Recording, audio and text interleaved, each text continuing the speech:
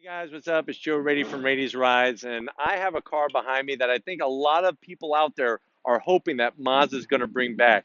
This is a Mazda 3, but it's not your standard Mazda 3. It's a Mazda Speed 3. Now, when you hear Mazda Speed, that's going to be that performance branch of Mazda, like Subaru with the STI. When you go to BMW and the M series, the Motorsport series, this is a Mazda Speed 3. Now, originally, when they came out with the Mazda Speed 3, it was in a previous generation. When they came out with the restyle, they decided to take it in a little different look. Now, I'm not the biggest fan of the front end of this car, but one thing that I think that is really cool that they did was they added this functional hood scoop. So this has a 2.3 liter inline four turbocharged engine, putting out around 260 horsepower or so, front wheel drive.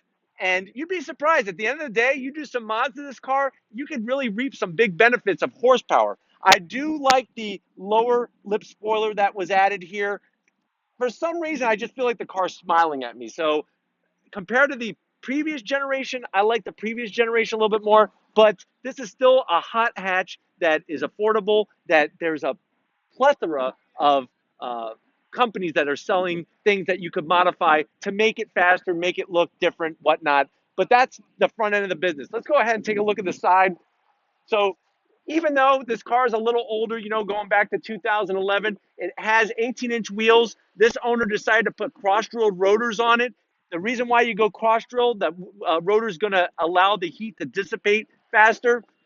And there's a lot of reasons, people like to change the wheel just because maybe it's a little bland being silver. But to be honest with you, at the end of the day, if you look at this car for what it is, it's an affordable hot hatch. And I think they hit the nail on the head when it comes to the end result.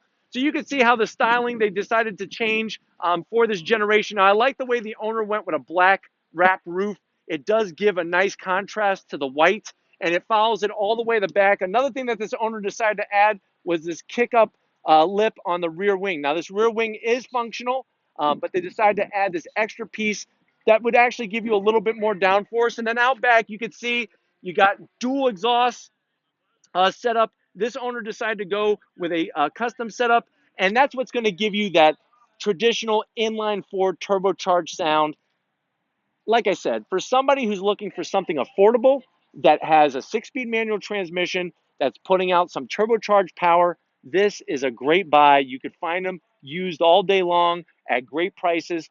I would look for one that's not modified so that at the end of the day, you know that it hasn't been abused in the wrong ways and modified incorrectly. You just got to look a little deeper. But anyways, if you're into imports like this hot hatch, leave a comment in the comment section.